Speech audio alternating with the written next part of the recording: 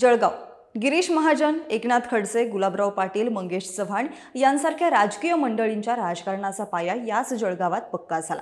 भाजपचे संकटमोचक गिरीश महाजन याच जिल्ह्यातून असल्यानं येणाऱ्या विधानसभेला महायुतीचे जास्तीत जास्त आमदार निवडून आणण्याची जबाबदारी सुद्धा त्यांच्याच खांद्यावरती आहे। पण त्यांना कुठं माहित की त्यांचंच अस्तित्व आता धोक्यात आलंय। याचं कारण आहे शरद पवार।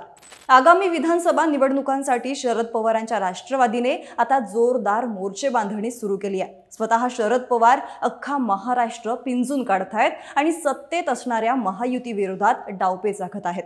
याच डावपेचातील एक मोठा डाव पवारांनी टाकला आणि थेट गिरीश महाजनांच्या विरुद्ध एक तगडा नेता पवारांच्या गळाला लागला। ते नेत्याचं नाव आहे भाजपचे जळगाव जिल्हा परिषदेचे माजी अध्यक्ष दिलीप खोडपे। पवारांनी भाजपचे नेते ग्रामविकास मंत्री गिरीश महाजन यांना शह देण्यासाठी खोडपेंची निवड केली आहे। लवकरच त्यांचा पवारांच्या राष्ट्रवादीत जाहीर पक्षप्रवेश सुद्धा होणार आहे।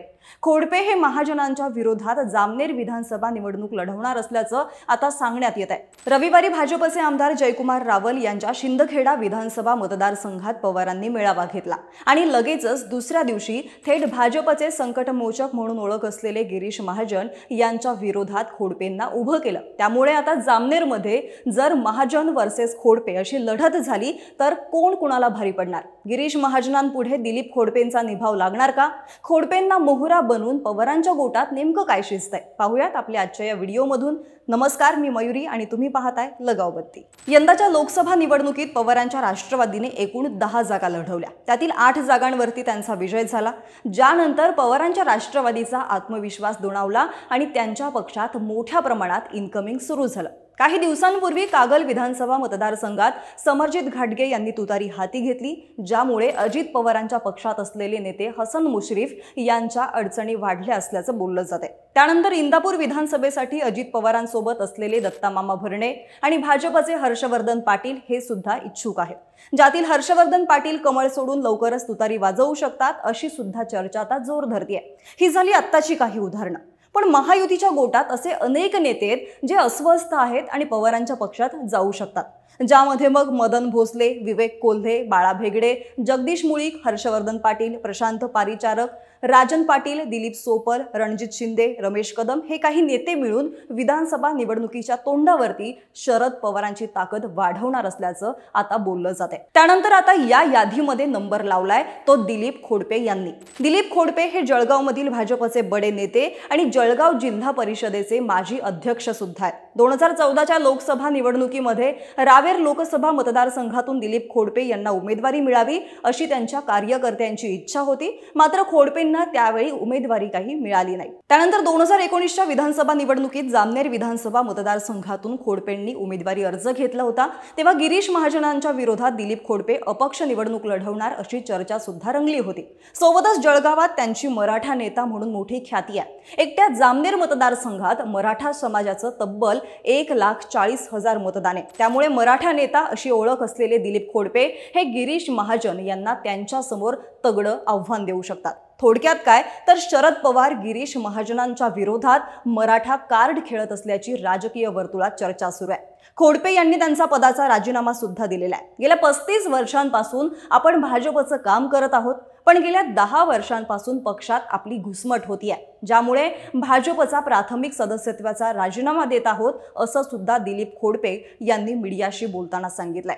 खोडपे यांच्याकडे सध्या भाजपचं कोणतंही प्रमुख पद नाहीये, मात्र असं असलं तरी सुद्धा एकेकाळी मंत्री गिरीश महाजन यांच्या विजयासाठी धडपड करणारे खोडपे आज त्यांच्याच विरोधात उभं राहणार असल्यानं हा मोठा चर्चेचा विषय बनलाय। मंत्री गिरीश महाजन हे जामनेर विधानसभा क्षेत्रातून 1995 पासून तब्बल 6 वेळा निवडून आलेत। आतापर्यंत त्यांनी तालुक्यात त्यांचं एकहाती वर्चस्व कायम ठेवलंय। 2019च्या निवडणुकीवेळी राष्ट्रवादीचे प्रतिस्पर्धी उमेदवार संजय गरुड यांना गिरीश महाजन यांनी भाजपामध्ये घेतलं आणि त्यानंतर गिरीश महाजन यांच्या समोर विरोधकच नसल्याचं बोललं जात होतं।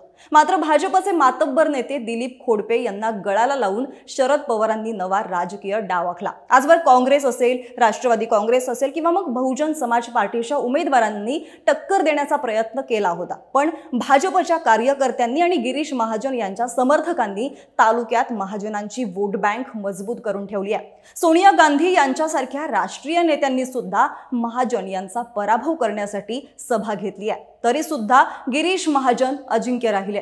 त्यांनी अनेक मंत्रीपद सुद्धा भूषवली आहेत. पाणी पुरवठा मंत्री, वैद्यकीय मंत्री आणि सध्या गिरीश महाजन हे ग्रामविकास मंत्री आहे. ग्रामविकास यावरून एक गोष्ट लक्षात आली. काही दिवसांपूर्वी सोशल मीडियावरती एक व्हिडिओ चांगलाच व्हायरल होत होता. त्या व्हिडिओमध्ये गिरीश महाजन दुचाकीवरून जाताना दिसतात. त्याचं होतं असं की मंत्री गिरीश महाजन जामनेर मतदारसंघाच्या दौऱ्यावरती असतात.